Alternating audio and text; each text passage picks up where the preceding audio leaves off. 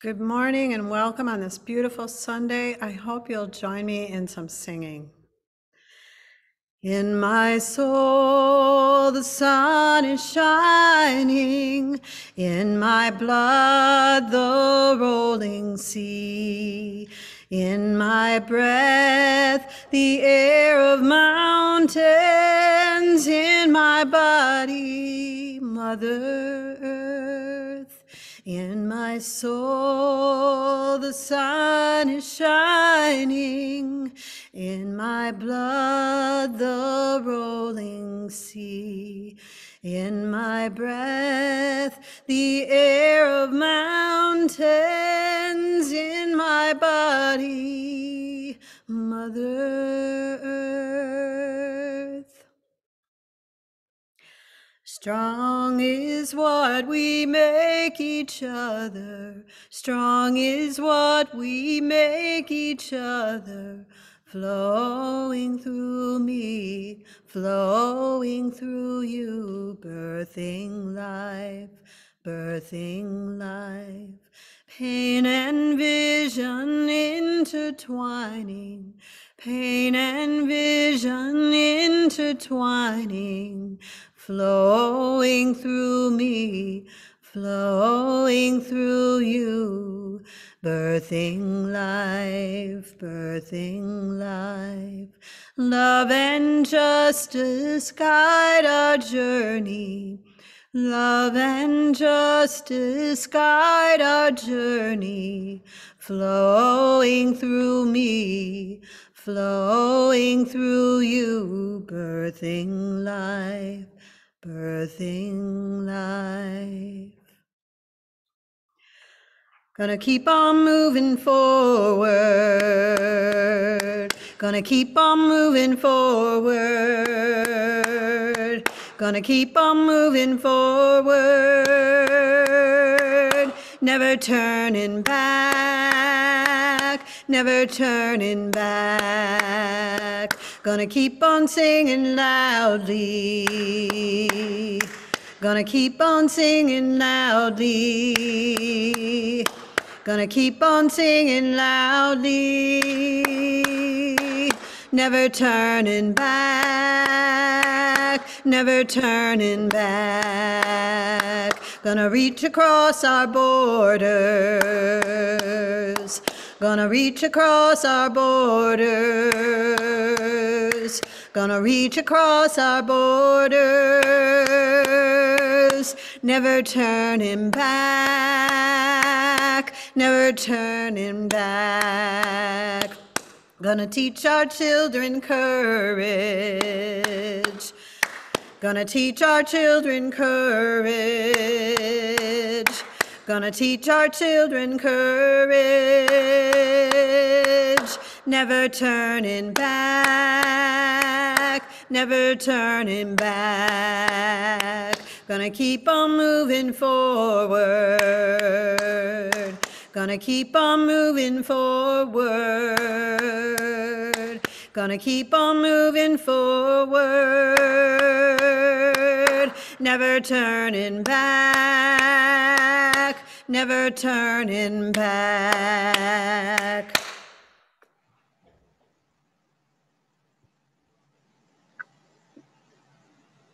Good morning and welcome everyone to White Bear Unitarian Universalist Church. This is a congregation in the Free Faith tradition, a community of youth, adults, and children bound not by creed but by covenant. I'm Jim Van Ostrand, serving on your board of directors. I use he, him pronouns. We hope you'll join us after the service for Cyber Social Hour, a friendly half hour of conversation with friends old and new. We'll put the Zoom link for that in the chat box. We're starting to return in person to our beloved church home. Watch the e-news to sign up for Sunday Circle Round gatherings and courtyard gatherings at various times. The circle here this afternoon still has plenty of spaces. You can register online or put a note in the chat box here or send an email to our lead minister, Victoria. Also in the e-news this week, you'll find a quick survey about your preferences for services on site in September. We want to build our plans around what works best for everyone. Throughout July, with pride and thanks, we are welcoming beloved guest speakers back to our pulpit. This morning's preacher is the Reverend Kristen Mayer. Kristen served as a ministerial intern here at White Bear and was ordained by this congregation in 2009. She was recently named Minister Emerita by the Unitarian Universalist Fellowship of Northfield after 12 years of faithful service. She is now beginning her next adventure of writing and illustrating children's literature, a continuation of the work she began with her book, A Good Telling, bringing worship to life with story. Service participants today include Carol Couette and Victoria Safford, supported by Aaron Scott and Reverend Sarah Goodman behind the scenes. Music today is from Carol Couette, Craig Hansen, Anna Eggy, the choir of the First Unitarian Congregational Society in Brooklyn, New York, and the WBUUC choir directed by Thaxter Cuneo. Welcome to our church. Together we grow our souls and serve the world in love.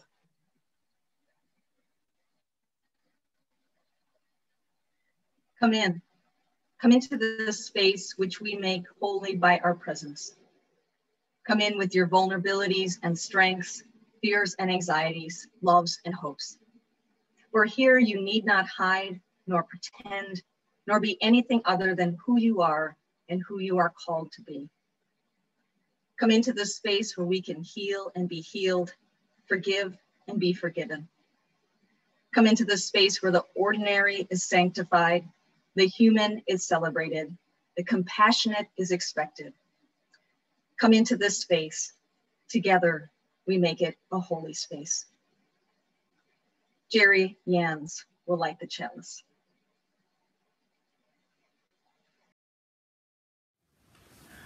Greetings and happy 4th of July. We have a bit of a coincidence here. We're meeting on Independence Day, and our monthly worship theme is interdependence. As I was thinking about this chalice lighting, it occurred to me that we should rename July 4th Interdependence Day in celebration of what I think is the more important of these two principles. But then, as is the case with so many great ideas, I learned that someone beat me to the punch. In fact, Interdependence Day, officially September 12th, was established by a global coalition-building nonprofit organization called We the World. Quoting from their description, Interdependence Day acknowledges and celebrates the truth that we are all connected, and that when one thread in the web of life is sundered, all are diminished. Everyone benefits when equity and mutual respect prevail. Interdependence Day is a day of celebration, information, and action. This annual event was launched by We the World in 2002 at the Johannesburg World Summit on Sustainable Development to celebrate the interconnection and interdependence of all life on our planet. Pearl Buck wrote, "The person who tries to live alone will not succeed as a human being. His heart withers if it does not find another heart. His mind shrinks away if he hears only the echoes of his own thoughts and finds no other inspiration." So today, I light the chalice for the 7th UU principle, respect for the interdependent web of life, of which we are all a part.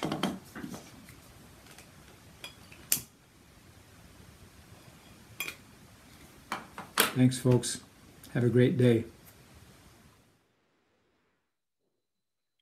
Please join me in the opening words. Love is the spirit of this church, and service is its law. This is our great covenant, to dwell together in peace, to seek the truth in love, and to help one another. The hymn is Winds Be Still, number 8.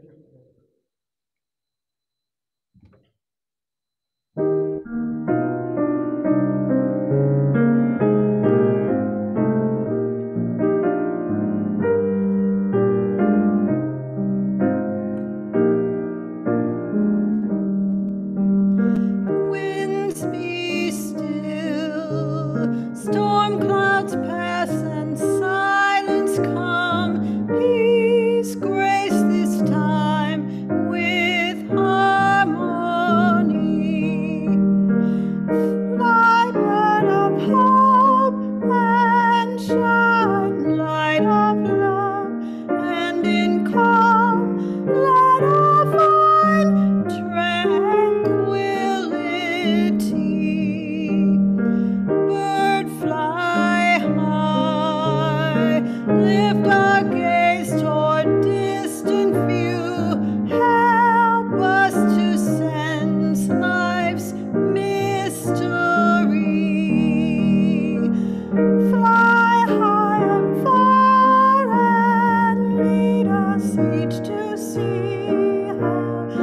move through the winds of eternity.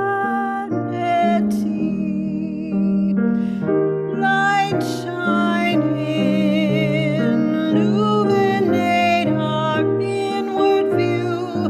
Help us to see with clarity.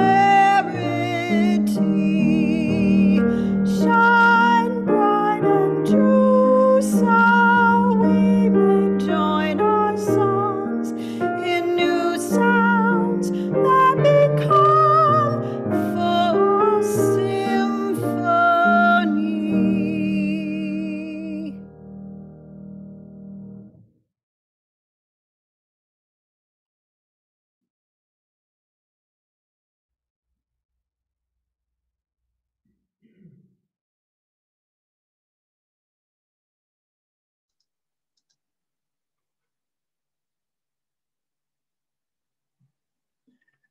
Today's offering supports the vision, work, and programs of our congregation. We hope you'll be generous.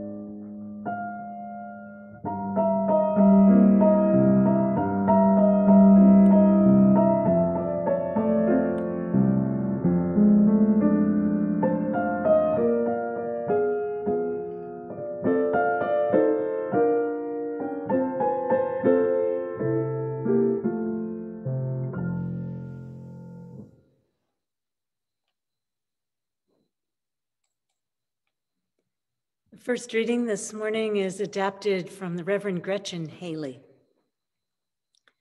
Give up the fight for some other moment, some other life than here and now. Give up the longing for some other world, the wishing for other choices to make other songs to sing, other bodies, other ages, other countries, other stakes. Purge the past, forgive the future, for each come too soon. Surrender only to this life, this day, this hour, not because it does not constantly break your heart, but because it also beckons with beauty, startles with delight. Only we keep waking up. This is the gift we've been given, these body clothes, this heartbreak, this pulse, this breath, this light, these friends, this hope. Here we remember ourselves, all a part of it all, giving thanks together. Second reading is from Margaret Atwood, The Moment.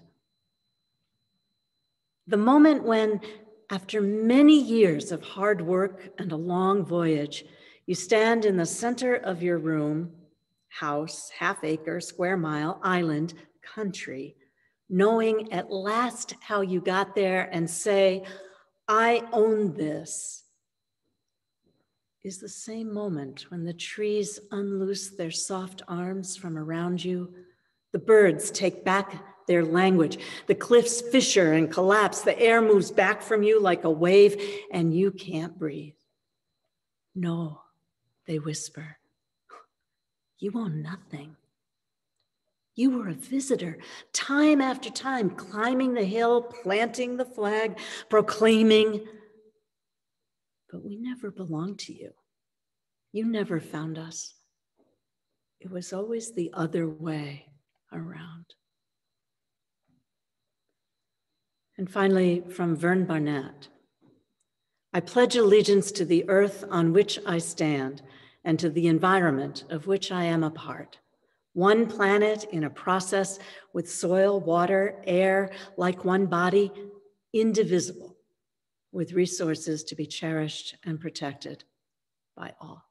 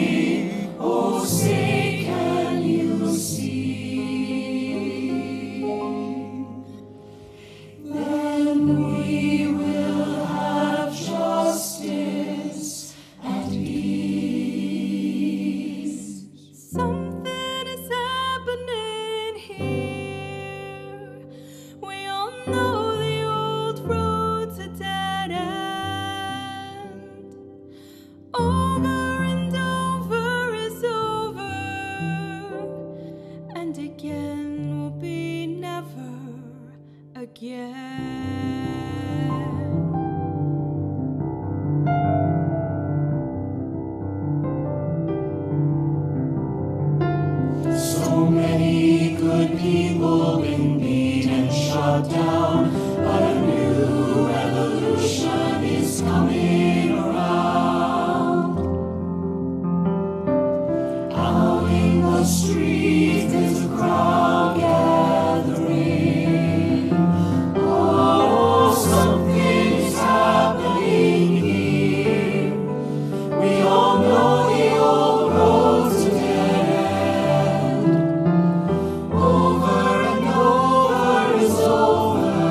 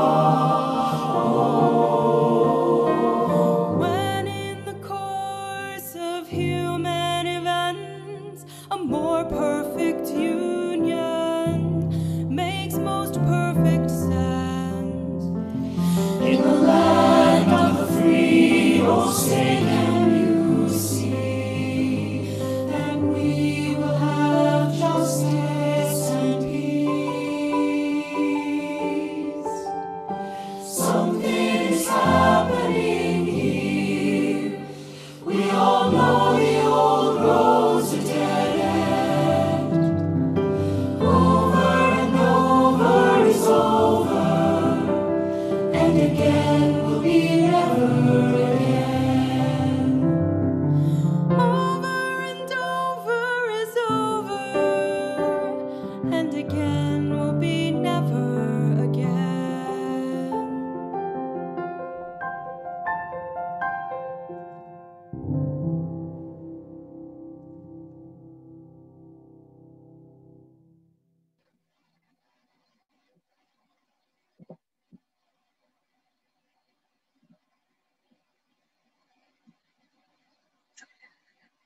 In February of 2020, while most of us were still wondering if the coronavirus was really going to touch our lives or not, a 12-second video was picking up speed on social media.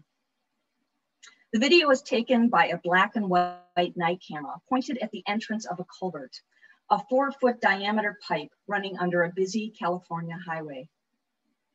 In the video, a coyote stands in the entrance, looking out at something beyond the camera's frame.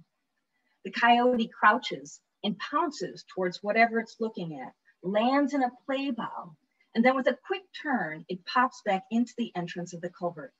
It takes 1, 2 steps down the long tunnel before stopping and turning to look back at that something. And then we see it. A low, short-legged, heavily furred animal climbs over the grass and towards the mouth of the culvert.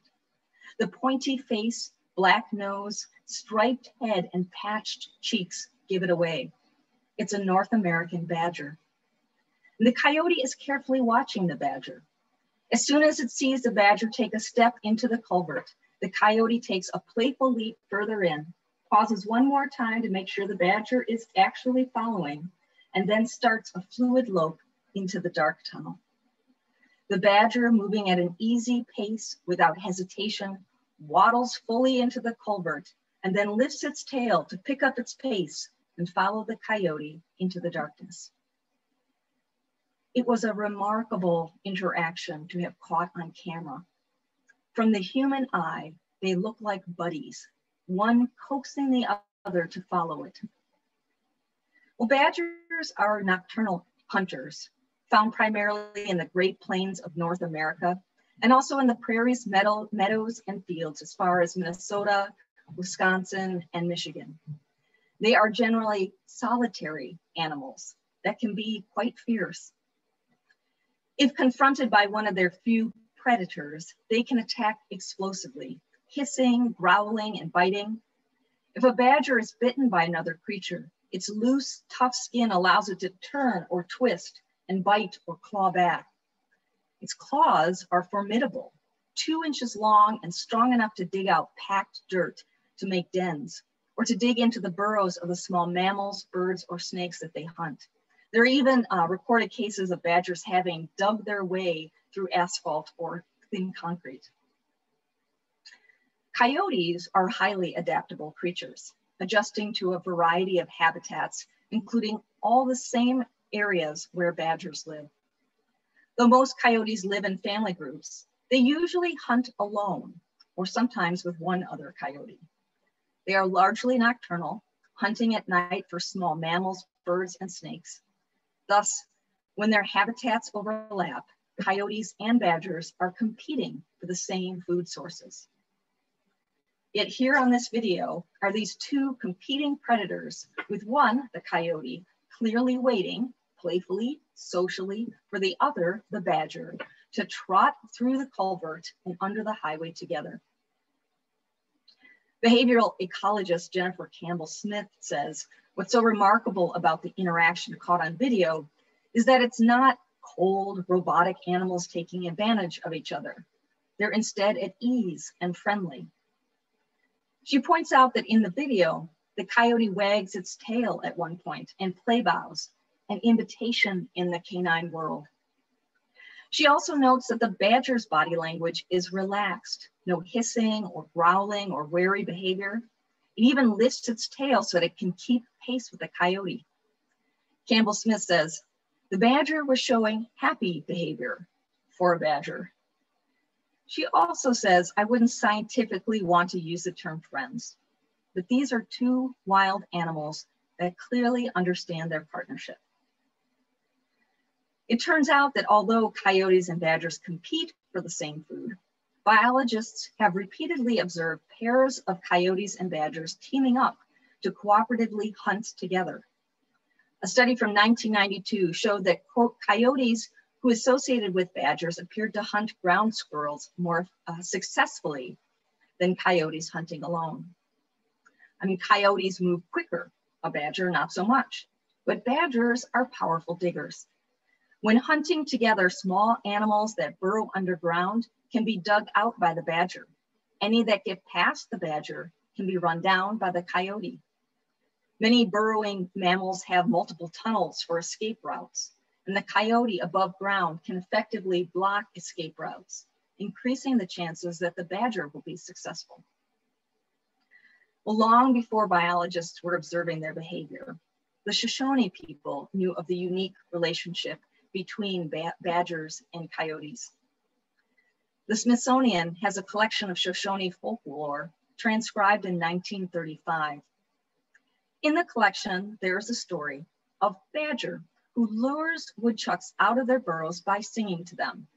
And then the badger eats them, of course. This is not a vegetarian tale. Coyote comes upon Badger eating woodchuck stew. Badger shares some with Coyote, who thinks the stew is delicious and asks Badger to tell him how he caught these woodchucks. Badger kindly teaches Coyote the song to lure them out. Off Coyote goes to try it with his own raspy voice. He lies down outside their burrow and begins to sing. Lo and behold, it works. A few woodchucks come out. Coyote wants more woodchucks though, so he lies still and keeps singing. As they get closer and closer and more come out. Some of the woodchucks are so close they are touching his fur. What is this creature? And the little woodchuck paws start to tickle Coyote. And he laughs out loud in his raspy voice, which scares the woodchucks, and the woodchucks all run away before he can catch any. No woodchuck stew for Coyote. I have no idea how old that folk story is, probably much older than when it was written down for the Smithsonian in 1935.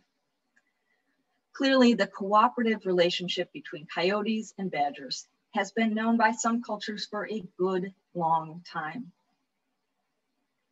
The earth beckons with the beauty of amazing creatures. Intelligent, resourceful, flexible creatures able and willing to cooperate with each other at times. Humanity could take a lesson from the coyote and the badger. We could be more successful.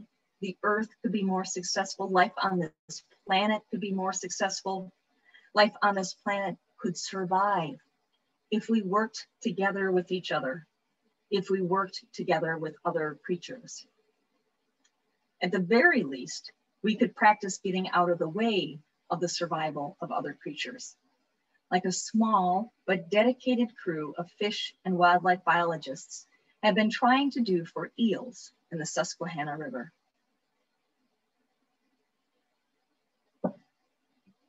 The name Susquehanna comes from the Algonquian language and means muddy or winding current. The Susquehanna River winds some 444 miles through upstate New York, Pennsylvania, and Maryland, emptying into the Chesapeake Bay, and is the largest contributor of fresh water to that bay. Ecologically, it is a very important river. There are 4 hydroelectric dams on the Susquehanna River, 3 in Pennsylvania, plus the 90-foot tall Conowingo Dam in Maryland, near the mouth of the river. Fish elevators were retroactively installed at all 4 sites to provide routes past the dams so that various species could make it upstream to spawn. Well, recent reports have shown that fish elevators on the East Coast are not very effective, contributing to the decline of a variety of Atlantic species. But fish elevators do not work at all for eels. It turns out that eels, yes, the fish that many in the US think of as slimy and snake-like, and we won't eat even though it's a delicacy elsewhere. Eels are essential to the health of the Susquehanna and other rivers. Eels live most of their life in freshwater, and return to the ocean to spawn, so the opposite direction of salmon. In October, sexually mature eels swim out of Chesapeake Bay into the Sargasso Sea, a huge area of the Atlantic Ocean, bordered entirely by 4 ocean currents, and where sargassum seaweed grows in huge mats floating on the top of the sea, providing nurseries for turtle hatchlings and habitats for an astonishing range of marine species. Mature eels swim way out to the Sargasso Sea, which starts about where Bermuda is, so way out there, where the eels then spawn and die. And tiny eel larvae drift in the ocean for 9 to 12 months. And as they grow, they become tiny, translucent baby eels, carried on ocean currents thousands of miles to the US coast, turning into brown elvers, about 2.5-inch long baby brown eels. Most of those tiny baby eels try to swim upriver, where they would naturally finish growing and spend their entire adult life until they are ready to spawn. But those fish elevators just don't work for tiny brown elvers. Either they aren't attracted to where they are placed, or the eels are too small and slip through the device that is supposed to raise them above the dam. For whatever reason, they do not work. And since the dams were built in 1928, there has been 0 eel population in the upper waterways of the Susquehanna River system. But not only has the eel population suffered drastically since those dams were built, the entire ecosystem above the dams has suffered. American eels happen to have a special relationship with the Eastern Elliptio mussel. Mussels like the Eastern Elliptio play a critical role in freshwater ecosystems. They sit at the bottom of the stream beds for decades. Some live up to 100 years, quietly, effectively filtering the water and removing excess nutrients that, when unchecked, create dead zones in streams and lakes. One adult mussel can filter 10 gallons of water a day.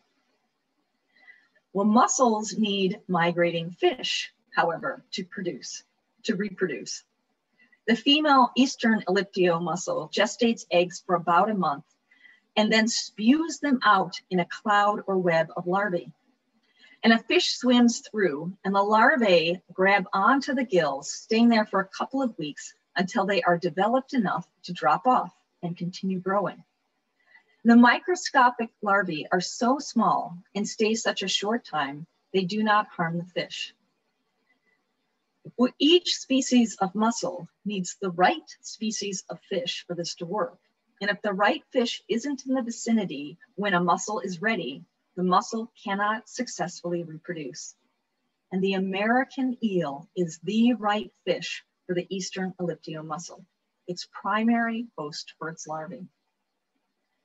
And with no eels getting past that massive 90-foot tall Conowingo Dam in Maryland, the mussel population had almost died out completely upstream. And without the mussels, the water quality upstream suffered, creating ghost creeks in parts of Pennsylvania and New York. In 2008, Steve Minkinen of the US Fish and Wildlife Service decided something needed to be done immediately. Instead of waiting for some new big technological answer to eel migration, maybe an eel escalator, he would truck them around the dam until some better solution came. He went to Home Depot, where all the scientists buy their fancy equipment, and bought materials to build a homemade structure next to the Conowingo Dam. It was a metal chute filled with landscaping fabric that ran 10 feet down the riverbank. And to entice the baby eels into the chute, they had a common garden hose trickling water through the chute 24 hours a day. The baby eels, with those fabulous freshwater mussel incubating gills, were then funneled into donated giant blue plastic tanks. These were loaded onto trucks and driven 200 miles to a couple of creeks far upstream. The first year of the effort, they trucked 17,504 baby eels upriver. Year after year, they continued, trucking the millionth baby eel in 2016. And by 2019, after more than a decade of effort, they were seeing results. In one of those upriver eel stocking locations, they found growing eels and a thin layer of young mollusks filtering the water. And all sorts of fish species were now thriving there. It was working. Well, no one knows how many adult eels make it back downstream through those powerful and deadly turbines of the massive dams. There isn't so far a practical solution. You can't just go to Home Depot and buy a few things to move these massive adult eels. In areas in the east that have had the most success in restoring river quality and aquatic species have selectively removed dams entirely from the most critical spots. I mean, I think of hydroelectric, or did think of hydroelectric as clean energy, but it is enormously costly in other ecological ways. And I should tell you that the Conowingo Dam just had its 50-year lease renewed. So there's a lot of work ahead to maintaining and preserving those water systems. For too long, we humans have stood, believing we are the center of our half-acre, square-mile, island country planet, and behaved foolishly like we own this. It is time, it is past time that we understand it is the other way round. Badgers are amazing creatures. They tend to survive wildfires because they can dig so deep and their dens have multiple entrances, keeping air flowing, but they cannot survive if their prey and all the vegetation their prey feeds on are wiped out by drought and fires fueled by climate change, or wiped out by 121-degree temperatures. Baby eels can be trucked around dams, but will they survive if the Sargasso Sea does not? Climate change is endangering that massive ocean-bound sea and the unique sargassum that provides habitat for so many fascinating creatures like eel larvae and baby sea turtles. As Unitarian Universalists, we affirm and promote respect for the interdependent web of all existence of which we are a part. And for most of us, all of us, we feel that respect deeply. We are profoundly grateful to live on a planet that has badgers and coyotes and eels and freshwater mussels and innumerable species existing in complex, intertwined, interdependent beauty. And if that gratitude is real, if it is truly profound, then we will be moved to act every single day, all of us. Not as an afterthought, not an, oh, what I do as one person doesn't matter. My act of conservation, my voice, letters, phone calls won't change things. We must each do something every day to help save this planet. There is no act that is too small when done collectively, and there is no act that is too big. We don't have some other world. It is time to give up the longing for some other one that we don't have to care for, don't have to sacrifice for. It is time to pledge allegiance to the whole entire earth, not just our corner of it. We cannot care for our beloved corner, our half acre, our country, if we don't attend to the whole. We have everything we need to stop contributing to human-made climate change, and with sustained effort, eventually start reversing human-made climate change. Collectively, we have the ingenuity, the money, the labor, the science, and the solutions do not involve pipelines being run through Minnesota wetlands, rivers, and creeks that endanger hunting, fishing, and wildlife gathering guaranteed to the Ojibwe by treaty. It does involve finding some way to speak out, show up, support, donate, act to stop pipelines and other ways we are going the wrong direction while our world is on fire.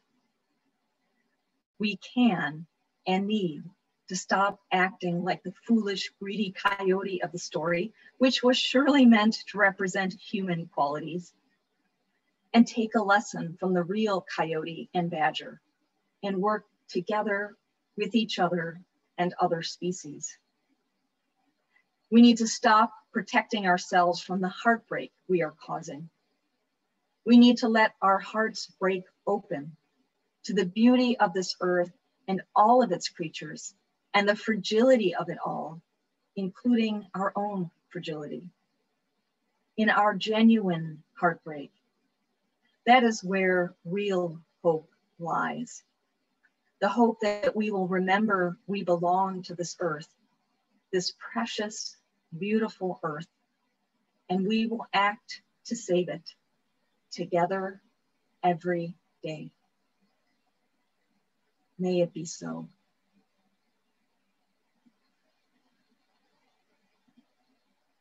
Kristen, thank you.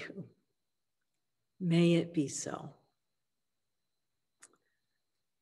Friends, let's pause here for a moment. And in the spirit of rest and readiness, that is the spirit of prayer, let's breathe deep in and out and hold silence for a moment together.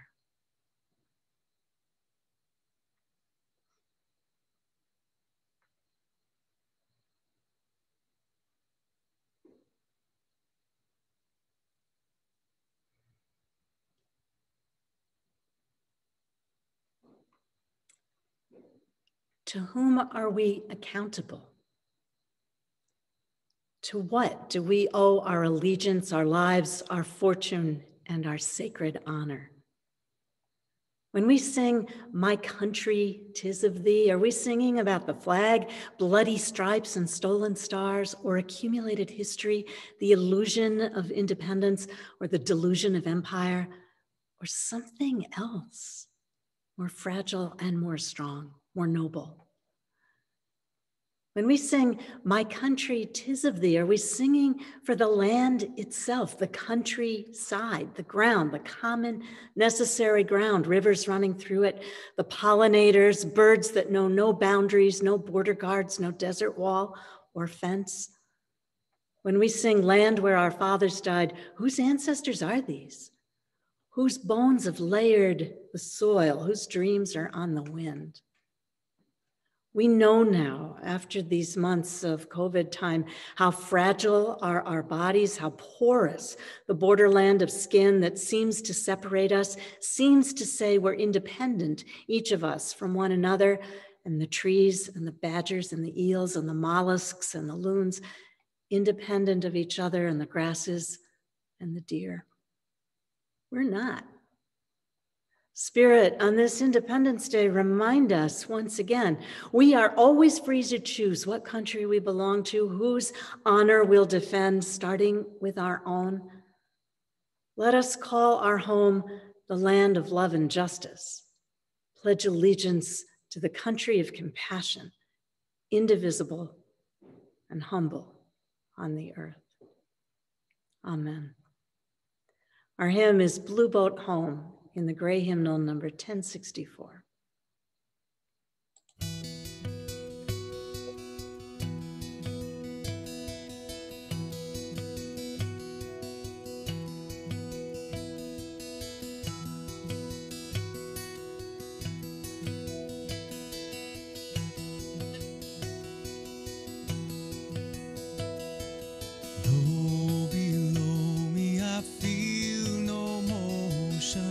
Standing on these mountains and plains, far away from the rolling ocean, still my dry land heart can say, I've been sailing all my life now, never harbor or port have I known.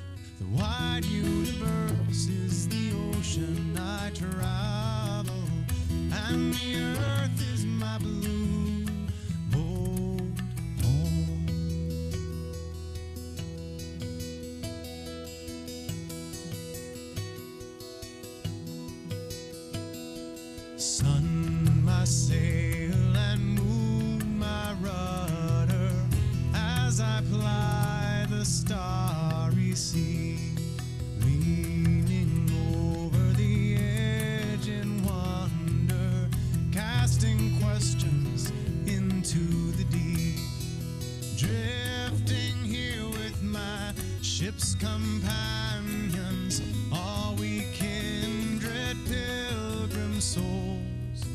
making our way by the lights of the heavens in our beautiful blue boat home.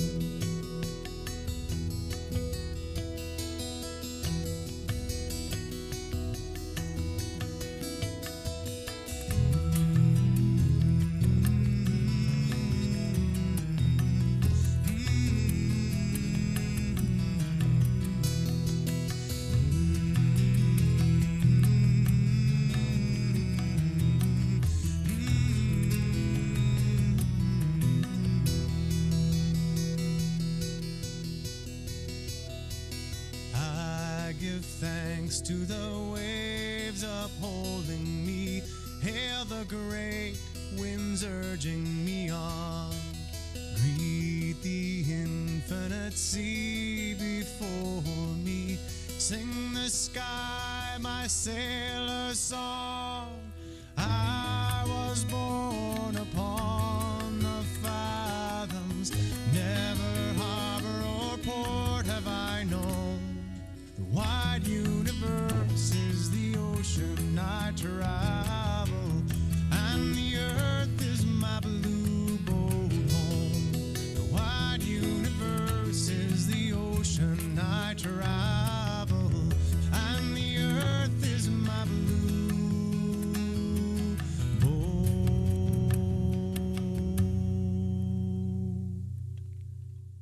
home.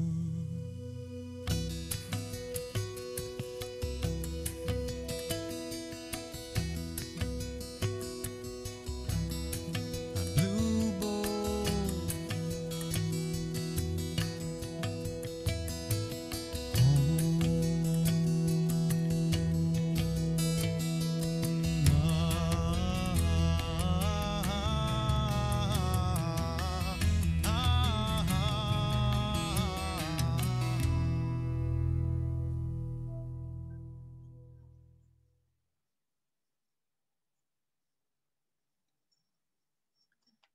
Please join me in the closing words. May peace dwell within our hearts and understanding in our minds. May courage steel our will and love of truth forever guide us.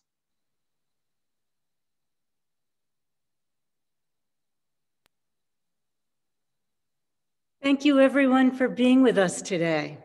We hope we'll see you in a few minutes for Cyber Social Hour and later today here at church for the Circle Round gathering at 4 p.m. in the atrium.